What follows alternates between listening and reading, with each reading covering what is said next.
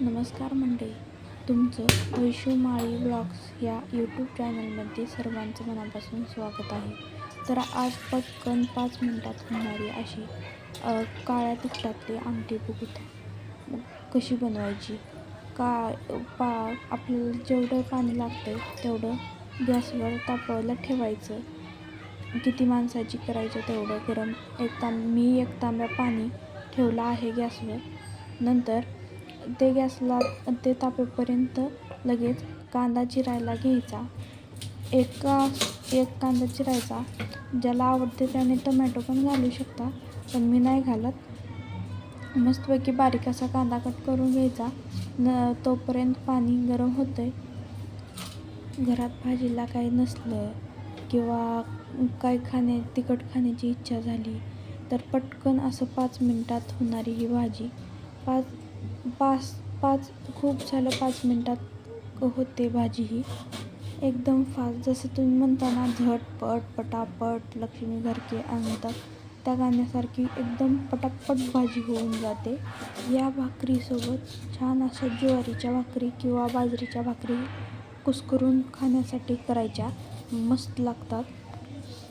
तोपर्यंत पाणी पण गरम होतं आहे आणि नंतर कांदा पण चिरून होतो आहे माझा. मी जरा सावकाश चिरते कारण मला विळीनं चिरायची सवय होती. आता इकडं आल्यापासून चाकूनं चिरते, त्याच्यामुळे सावकाश चिरत होते, त्याच्यामुळे टाईम लागला.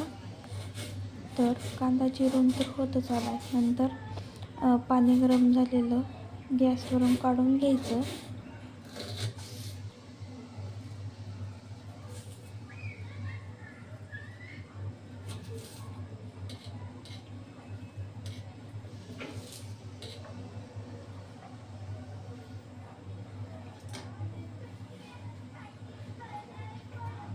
कांदा चिरून झाल्यानंतर गॅसवरचं पातेलं बाजूला काढून पाणी गरम झालेलं, नंतर गॅसवर कढई किंवा पातेले जे असेल ते ठेवून ते गरम करायला ठेवायचं.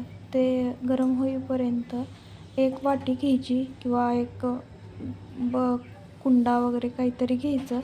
त्याच्यात थोडंसं डाळीचं पीठ आणि शेंगदाण्याचं कूट, आपलं भाजलेलं शेंगदाण्याचं कूट जे आपण भाजीला घालतो ना दररोज, ते घ्यायचं. कढई तर गरम होत आहे. तोपर्यंत मी व्हिडिओत दाखवल्याप्रमाणे एका वाटीत डाळीचं पीठ आणि थोडंसं शेंगदाण्याचं कूट वरतून घालून घ्यायचं. मस्त असं ते कढई तापली की त्याच्यात थोडंसं तेल, आपल्याला जसं लागतं तसं घालत जा. आम्हाला एवढंच लागतं. थोडंसं तेल घाला. नंतर जिरे मोहरी चांगली तडतडू द्या, म्हणजे कसं एकदम छान लागतं तडतडल्यानंतर. मोहरी जर नाही तडतडली ना करवट लागते. वाटीत घेतलेलं बेसन पीठ आणि शेंगदाण्याचं कूट त्याच्यात आत्ता आपण गरम केलेलं पाणी टाकायचं आणि त्याला मस्त असं ढवळून घ्यायचं. म्हणजे कसं त्याच्यात पूर्ण डाळीच्या पिठाच्या ती सगळं पूर्ण गाठी त्याच्यातल्या निघून जातील असं करायचं. म्हणजे कसं आमटीत टाकल्यानंतर गाठी होणार नाही, एकजीव होईल आमटी. आमच्या घरी सगळ्यांना आवडते खोबऱ्याची आमटी. खोबरं वाटून ठेवलेलं असलं तर ठीक आहे, जर नसलं तर खोबरं खिसून किंवा भाजून वाटून घेतलं तरी चालतं आहे. तेवढ्यात कढई तापली. तेल टाकलेलं होतं, गरम झालं. आता त्याच्यात जिरे मोहरी सगळं तडतडू दिलं. नंतर आपण जो कांदा चिरलेला होता ना तो कांदा टाकून द्या.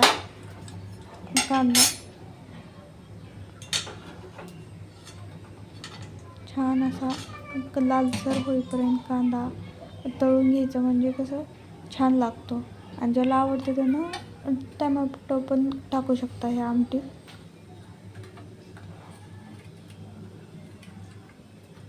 व्हिडिओमध्ये मागे लेकरांचा ते आवाज येतोय, ते थोडं इग्नोर करा, कारण बिल्डिंगच्या खालती लेकरं खेळत होती, त्याच्यामुळं तो गर्दा चालू होता.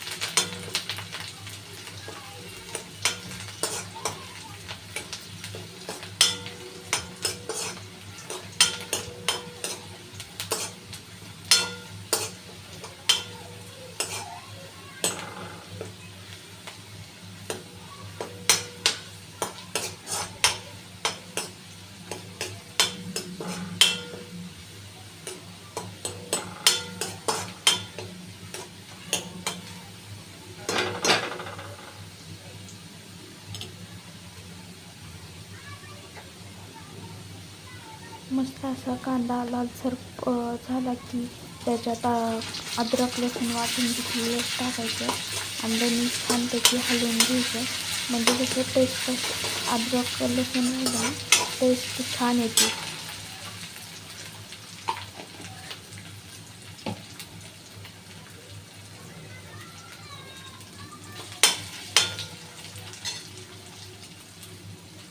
नंतर त्याच्यात आपण वाटून घेतलेलं खोबरं टाका. माझ्याकडं ऑलरेडी वाटलेलं होतं त्याच्यामुळं मी तेच टाकून घेतलं आणि छान असं त्याला जरा तेलात तळू द्या. म्हणजे खोबरा तेल आकसून घेते. निदान खोबऱ्यातलं तेल सुटेपर्यंत का होईना त्याला परतून घ्या. म्हणजे रंग वेगळा होईल, जरा लालसर होईल आणि कच्चा खोबरा असला तर तो भाजला जाईल. म्हणून छान असं परतून घ्या.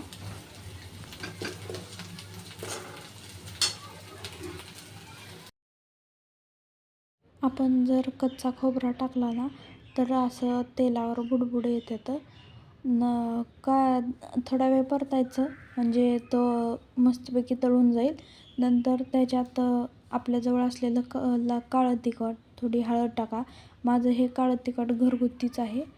मी कसं बनवते तर घरगुतीच आहे, माझ्या सासूबाईंनी दिलेलं आहे. नंतर ते टाकलं, हळद टाकली, चवीपुरतं मीठ आणि मस्तपैकी हलवून घ्या. मसाला करपू देऊ नका, नाहीतर टेस्ट वेगळी येते. आणि जे आपण वाटीत करून ठेवलेलं बेसन पिठाचं आणि कुटाचं मिश्रण होतं ना ते टाकून घ्या आणि हलवून घ्या. नंतर वाटीतलं सगळं धुवून करून टाकून द्या आणि गरम पाणी आपल्याला जेवढी लागते आमटी तेवढं बनवा. जेवढं पाणी ॲड करायचं तेवढं ॲड करा आणि छान अशी मस्त अशी खोबऱ्याची आमटी किंवा काळ्या मसाल्यातली आमटी अशी रेडी होते. टेस्टला तर खूप छान लागते आणि ज्वारीच्या भाकरीसोबत किंवा बाजरीच्या भाकरीसोबत चुरून खायला पण खूप मस्त लागते. एक उकळी येईपर्यंत ठेवायचं तसंच. नंतर मस्तपैकी ताटात सर्व करून म्हणजे वाढून जेवायला द्यायचं. छान लागते. ब्लॉग आवडला असेल तर लाईक करा, शेअर करा, सबस्क्राईब करायला विसरू नका.